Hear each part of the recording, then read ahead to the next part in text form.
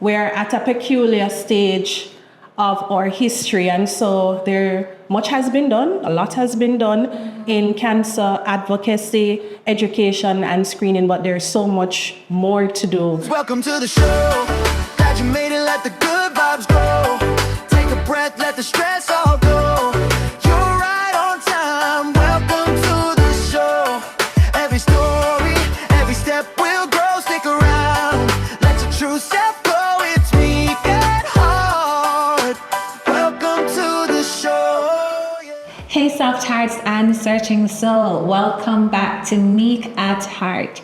I'm Tamika. If you're new to the channel, then welcome. If you are a regular OG, nice to see you again, my friend. Now, before each interview, I usually share a random thought. So, I've been thinking about Jairus' daughter. Yes, Jairus' daughter. Now, it's an interesting story, but one thing that we've missed, and I think a lot of people miss this part of it, is that he went in to heal the sick child who was already dead. And he said everyone needs to leave the room.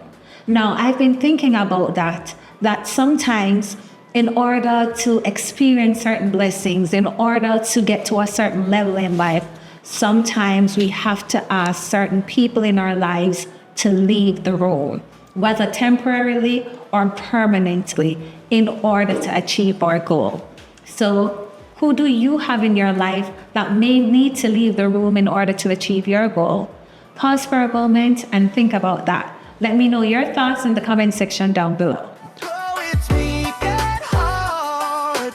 Welcome to the show. Roshane Reid-Koomson is a dedicated advocate for public health in Jamaica, specifically focusing on the fight against cancer. As the executive director of Jamaica Cancer Society, her work centers on improving patient outcomes with public education, increasing access to screenings, and building strategic partnerships. Today, we're peeling back the layers on leadership, focusing on the person behind the title. She's a powerhouse of a young leader, a wife, and a mother of two, successfully navigating the high-stakes world of executive management within the public sector. She's here to talk about what it really takes to lead with purpose, how she finds her balance, and what life looks like when you're building a legacy in real time. Roshane, welcome. Thank you, Tamika, for having me. It's such a pleasure to be here, and I'm so proud of you. Thank you so much. First of all, you come out like a dolly. I love this. Very nice. And the thing is, though, I've noticed about you, you take a great deal of interest in ensuring that you always look presentable. Where did that come from? I guess just my general upbringing. My grandmother, I grew up in the church. Both my grandparents, maternal grandparents, were deacons in the Baptist church. And so there was an emphasis on being punctual. I don't know if I've mastered that. My grandfather would be ashamed of me. There was a strong emphasis on being punctual, on being clean, on being neat, and on being presentable. And you're always looking presentable, so I have to commend you on that. Girl is always a Barbie. We love that for you. So, executive director at Jamaica Cancer Society. That's an amazing feat. So tell me, how did you get to that role? Because you studied media and communication. So you went there before or you went in as an executive director? No, I just went in as executive director. So it started with job hunting. I was at this government agency and I wanted to do more. I felt like my life, some purpose was lacking. What were you doing before? Media and communication for 16 years. Right. So, it's not that I got tired. I just wanted something new, something different. I felt like I did my fair share of media campaigns. I did perhaps about 12 different media campaigns because I started in HIV and sexual and reproductive health. Oh, okay. So I did a full gamut of that. So I was in trade and I felt like there was more to me at this time in my life. And so I started job hunting. And funny enough, it was one Sunday morning. We usually get the Sunday Gleaner. It's a big thing for us to see what's happening in terms of everything in Jamaica. And my husband was going through it, and I said, "You see no job for me?" Because that's our usual thing in the Sunday morning. "You see no job?" So he said, "No, I see a few, but I don't know if you like them." So when I went and I checked them out, I'm like, "Heck no." Now, I've been there, I've done that. So the jobs he showed me, I've been there, I've done that. I wanted something new, something different. So I said, let me see, because sometimes when persons are helping you to hunt, they don't actually know what he yes. So I said, let me look in the Gleaner. And when I looked in the Gleaner, immediately I saw the job ad for executive director at the Jamaica Cancer Society. And believe you me, I was cooking breakfast and I stopped. Whoa! I took out my laptop and I started my application. That was the first ever time I saw a job ad that immediately connected with me. And I felt like purpose just aligned immediately for me. And I stopped cooking and I applied and then went on to my daily life. So the Monday morning when I went to work, I have this bestie, Mr. Marshall. So I said, "Mr. Marshall, I saw a very nice job in the Sunday Gleaner," and I applied. He said, "Where you see?" I said, "Executive Director of the Jamaica Cancer Society." Him said, Him said, in a tone, I can't even replicate it, in a tone as if, "Where you not say?" Yes. So I said, "Don't worry about it, man. Let's see where things go." But I don't want the negativity. Exactly. It's not very good friend, you know what I say. "Mr. Marshall, based on my job profile, based on my experience, based on my qualifications, I am an excellent fit. So let's see where this goes." So here I am today. Wow. How long has it been? Almost a year. So March, end of March, will make it 1 year. Wow. Yes. And going into an organization like that, as a young woman, how were you received? With mixed feelings. Because the Jamaica Cancer Society is 70 years old. Yes, this and year. You're celebrating. We're celebrating our 70th anniversary, and so we're at a peculiar stage of our history, and so much has been done. A lot has been done in cancer advocacy, education, and screening, but there's so much more to do. There are so many advancements that we need to embody and replicate in our organization. So there's so much to do. So I was met with mixed feelings, I would say, you know. Persons thinking, what she gonna do? What she gonna bring? You know? And now, would you say that has changed? And what have you done to cause that change? Well, immediately I started connecting with the staff. On my very first day, I had lunch in the general lunch area, and that was a big surprise to some of the staff who were there in the early morning having their breakfast. One remark was that no executive director has ever dined with them. So I don't get to do it often. But on the first day, I made an effort, and I'll try to do many more, because that's where you really get to the heart of things. Literally. When they feel most comfortable to share certain things with you and provide suggestions and tips, and just helps you to move forward in a more strategic direction when you actually know what's going on. Things that the reports won't tell you are shared in the lunchroom, and I appreciate it. Definitely. And they would be on the ground, and they would have a wealth of information. Yes, because many of the staff members have been there for years. Some 20 years, 25 years, 12 years, 8 years. So it's a very good blend in terms of tenure. What for you, because this is a mammoth task, what for you has been one of your biggest hurdles working in the Jamaica Cancer Society? Well, before I even get to the hurdles, I've had so many lessons. In just a year, it's unbelievable. I could write a book. Wow. I could write a book. I went to a seminar before joining the Jamaica Cancer Society, and it was a panel discussion of some powerful women. And the CEO of the Jamaica Customs Agency was there. She's now Dr. Velma Ricketts Walker. And she was posed with a question which asked, how do you help to stay grounded and organized and just focused on the task of hand of managing the big Jamaica Customs Agency? Many of us there as young women aspiring to be in leadership positions were so interested in the answer. The room was just quiet, and I listened intently. And she said, and that's why I love these panel discussions, because you get to the heart of the matter. She said her executive assistant helps her to stay grounded.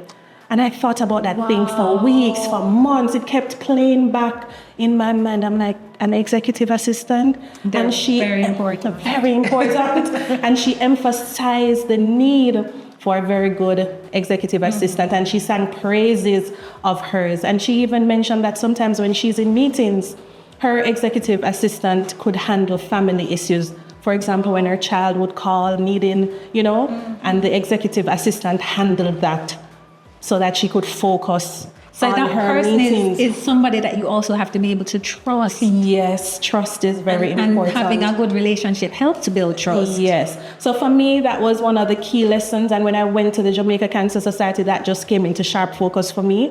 And I can add to that as a lesson and as a strategy for women in leadership. It's not just having a very good executive assistant, but having a very good HR. I've learned that good HRs are important in managing companies. And not just HRs too, but PR, personnel. And it's so funny because I've always worked in PR and communications. It's not that I undervalued myself, but I'm on the other side. I'm seeing the importance of having a very good executive assistant, HR, and public relations. So those are some lessons that I would love to share with women who are aspiring to be in leadership.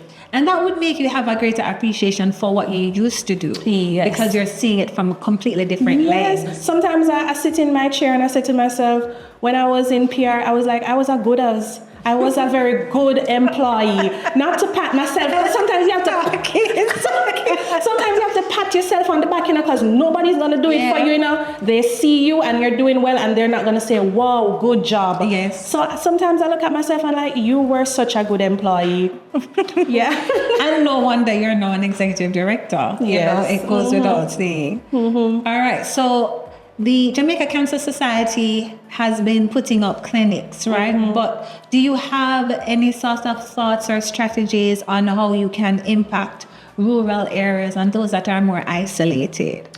Well, through stronger partnerships, of course, with the Ministry of Health and Wellness, but having our own mobile unit would definitely impact that directly. We have a strong relationship with the Ministry of Health and Wellness, but having our own mobile unit could definitely impact that in a stronger way. And we had one many, many years ago, which is now defunct. But surely having a mobile unit would definitely help to tap into the vulnerable and hard to reach places. So that's something that you're actively working working on fundraising, which is an important part of my role, bringing in the capital and the resources, whether financial or technical, to help support the work we do. So having a strong network of volunteers is important who can drive the mission as well. It's not a one-man show.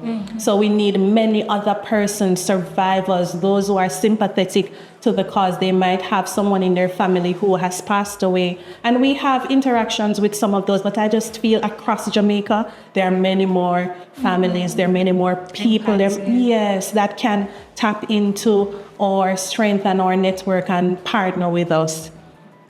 What do you usually do on those very challenging days? Like, I'm sure you have those experiences, but what is your go-to action when you have a very challenging and difficult day? At this point, I can't really say, but in the past, the Devon House would be my go-to. It would just be a nice place because it reminds me so much of where I'm from in terms of the trees and the green environment. You hear the birds chirping. I'm from a rural community called Arcadia District in St. Thomas. So Devon House would be that nice little place that I can just sit and just So it's more for the scenery and the nature. Yes, the nature. So one of the things with working in the public sector, as you mentioned, that some people would have been there for years, and you are now coming in with these fresh ideas, new initiatives. How do you balance having these new fresh ideas while still respecting the history and the culture of the organization? It's a delicate balance. Change is a very difficult thing. Some of us are very comfortable in our own world, in our own circumstance.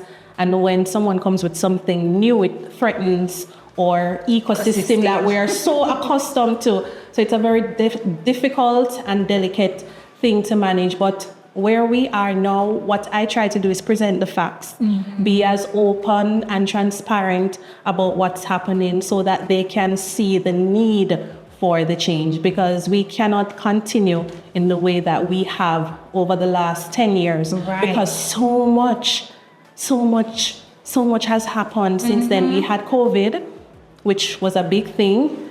Now we are on the brink of war. We had Melissa. So we have to keep moving and we have to adapt as we continue to serve the public. As a leader, what's the most critical quality that you believe one ought to possess in order to lead an organization? You have to be crazy about your intentions for the organization. You have to be bold. You have to be audacious. You have to think big and just go for it. Even when majority of the staff, they're looking at you and think, I don't think we can do this. Yeah, man, go for it. So you have to believe in your idea. Yes, you have to believe that it's going to work because you need to, because we need to evolve and we have to keep moving. So being bold, being audacious, and just aiming high. I love to tell them, set targets high. Don't set a target that you think you can achieve. What's the purpose of that? Set a target that you have to work very hard at achieving, and that's how you know you would have achieved. So you have 2 children. Yes, I do. You're a mother of boys. A boy mom. Love pink and girly stuff, but I didn't get that experience. I'm so sorry. Yes, so I won't you be can't go again. No, thank you. No, I won't be helping the birth rates. I've done my fair share. We're very grateful. Yes. How long have you been married? March is gonna make 1 year too. So I got married right before. What right year? A roller coaster. My life was a roller coaster in the last year. Wow. So I got married right before I went to the Jamaica Cancer Society, which was a wedding being planned for years. But I just say, a date. We need to pick a date. This has been dragging on for too long, and here we are. So March 8th is our anniversary. And you've been at Jamaica Cancer Society? Since the 24th of March? Wow. Yes. So you just went from honeymoon to... Right into a new job, which was a very nice feeling. Yes. My euphoria was high. A new life. Yes, a new birth, a new beginning. Wow. Yes, it was good. It was good. That. Yes. I love that. So how has it been? Because this is all very new. All very new. How have you been balancing being a wife, a mother, and an executive director? Girl, how do you do it? It has been rough, I must admit. And I am not balancing. I am not managing. I am not coping. I just have to be honest and I have to be transparent with everybody. Some days I'm a very good wife. Some days I'm a very good mom. Some days I'm a very good executive director. And some days it's just all falling apart. Wow. For example, which day was Peace Day? I think it was March something, 4th or 3rd. And I saw the message in one of my son's WhatsApp group that he should wear his blue PE top with jeans and sneakers. I saw the message, but I didn't actually read it. It's just one of those passing messages. So many WhatsApp messages are coming in. So on Peace Day, we were approaching the school and I noticed the attire of the children were different, but he was in his uniform. And I turned to him and I said, do you feel any way going to school in your uniform? We can turn back, I can go home. We can't be late. I can go home and get your attire. And he said, no, mommy, don't worry about it. I'm fine. Yep, listen. I think God has been good to you to bless you with boys, because if it's a girl, you better go turn back because we want to be in on it. No. Yes. So there are some days like that when I don't have it together as a mom, but they're so supportive and they understand that this role is a bigger role, it's more demanding, and they're so supportive. Sometimes they offer me little treats, little hugs. Mommy, how was your day? Sometimes I'm having the worst day ever, but when I go home, especially the little one, he's so loving and affectionate. The big one is, but in a different way. And he would say, Mommy, gives me a big hug. Mommy, how was your day? And I was like, it was great. Even if it wasn't great, I just want him to understand that, yes, the work life is a very good thing to have. So I just say... You don't want him to say, work is not for me. No, I don't want him to be a bum. So I said, work was very great. It was good. It was good. I had such an awesome day today. How was your day? What did you learn? How was extra lessons? I just realized you said I don't want him to be a bum. I don't want him to be... So I want him to know that, yes, it's good to work. Because my upbringing was a very hustler kind of upbringing. My grandparents, they were farmers, housewives, shopkeepers, so they did little things. They didn't have the education that we have now. And so I learned very early that business and entrepreneurship was a very good thing. It was a real thing that can help you transcend out of poverty. So for me, it's helping them to just be the best that they can be, whether it's formal work or business work, but it's got to be work. It's got to be work. Yeah. Rihanna song, work. Yeah. And how important is it to have a good partner?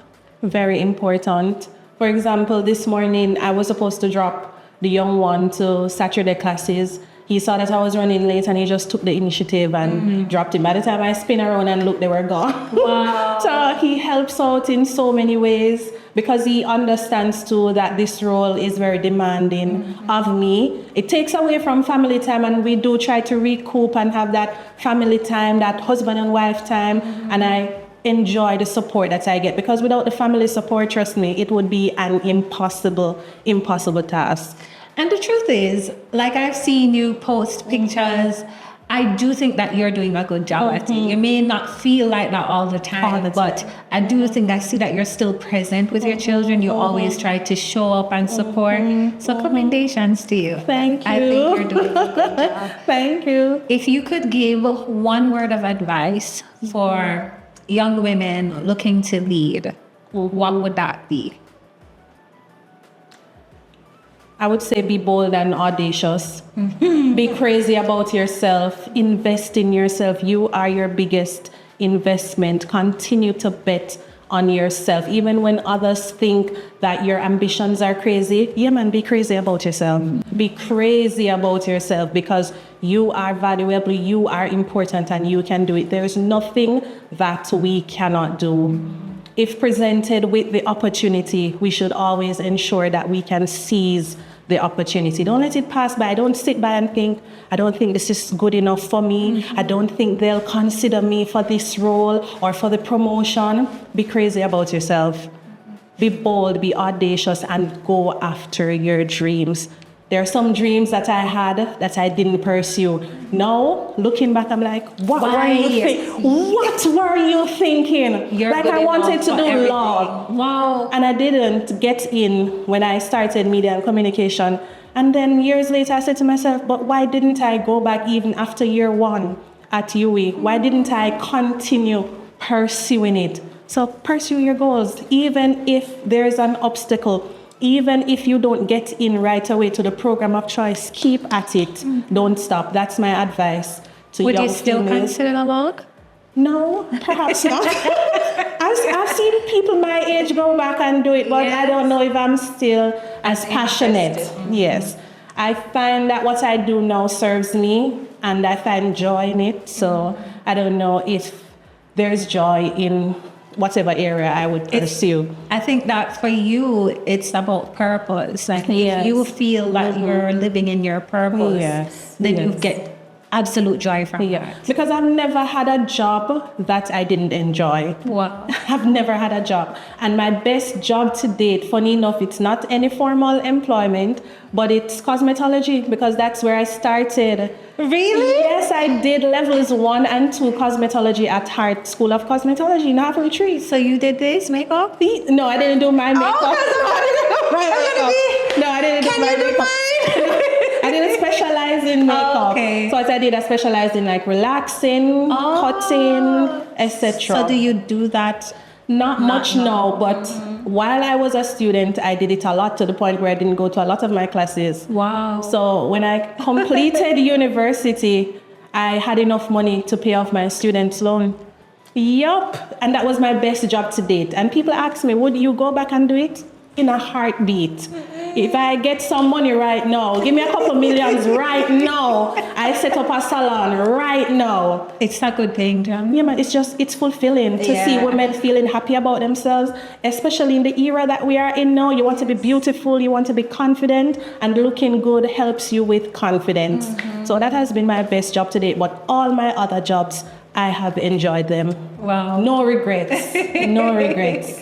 You should probably think about long. Maybe closer to 50. Going back to school at 50? I don't think so. Perhaps I should start now. Yeah. And then by 50, you have your practice. I should have some amount of experience and some clients. Yes, I love that. Yeah. So we have a plan? Yes, pursue it. Don't stop. Never. Don't stop. I love that. Roshane, thank you. You've been such a good inspiration. And I really want to congratulate you too that you've been making these big moves and big steps as a young woman. So congrats on that. Thank you. Thank you. Thank you. All right. So I made a game for you. Really? Yes. And it's called the Leadership Compass. Okay. I'm going to give you two options. And you have to pick one that best fits your life. Okay. Ready? Right. Full disclosure, we're going to be honest and transparent here, okay? It's not that bad. Okay, it's not that bad. I know some people scared of my gaze. It's really not that bad. All right. Early morning power workouts or quiet coffee with the family? It's going to be quiet coffee with the family, but I'm not a coffee drinker. I'm a Milo girl. Oh, or a ginger. A quiet Milo. Yeah, or a quiet ginger tea. Yes. I'm so old. I love ginger. My staff must be tired of me. I bring ginger to work because the sachets don't taste the same. I bring actual ginger to work and mint. If I go to St. Thomas, I come back with mint. The actual plant? The actual plant. I love this old woman in you. It jumped right out. I grew up with grandparents. I love that. You know, I'm allergic to ginger. Really? Every time I drink it, could not live without it. Could not. I love it though. I still drink it. And if I'm traveling, I bring the sachets with me wherever I'm going. Yes. As a proper old lady. All right. Next one. Lead from the front or lead from within the team? It depends on the situation. Sometimes you definitely, as a leader, you have to step out there from the front and show them how it should be done. Modeling the practice or the behavior that you would like them to do is very important. But sometimes it's also good to be among the team to see things from their perspective. Yeah. Yeah, that's a good answer. All right. Address it immediately or take 24 hours to process? It depends. It depends on the situation. This cannot be the answer for all of them. It depends. Some things you need to act immediately, but there are others you need to seek advice on from other women too, from other leaders, from your board of directors, etc. So it depends. Yeah. Good answer. In terms of your relationship though, which one? Act immediately or give 24 hours? Are you a silent treatmenter? No, I like to deal with things before they get the opportunity to worsen. As a communication specialist? Yes. No, we don't have time. No. Let's talk about it. No. And perhaps I have that attitude at work where, things need to be done. Yes. Snap. Strict calendar scheduling or go with the flow? No, my calendar. You crazy this time? No. Calendar. A great challenge or a quiet win? I love both. I love both. And why not? Yeah? Because from great challenges, you can have great wins. Yes. Go ahead. I feel like you're so politically correct. I can't. All right, come again. All right. This one. The chaos of a busy household or the board meeting? Hey. Who came up with that? Because they can be one of the same, who came up with that? I did. You came up with that? Both. Yes, both. So this is all I'm getting today? Yeah. Because they can be similar, depends on what's happening in the board meeting. So it's both for me. Last one. And I hope you don't say both. All right, let me see. Build something fast or build something that lasts forever. Something that lasts. We're into impact. We were taught about this at school. And for me, it's difficult to participate in activities that there is no impact. What's the impact? What's the end game? What are you working towards? I always try to tell my staff, be targeted in your approach, be strategic. What are your targets? What are the KPIs? What are the deliverables? It can't be just you're going to an event. What are you going to achieve when you go to that event? Not just doing things because.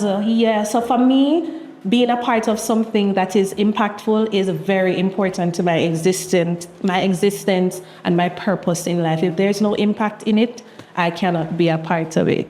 Roshane, it was absolutely a pleasure. Thank you. And I do wish you all very best. And I know that this year, 70 years, you will have great activities and that you will see even greater results from the Jamaica Cancer Society. So, my friend, thank you.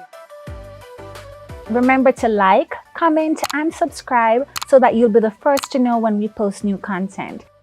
And always remember, you can be the light that fights against the shadows.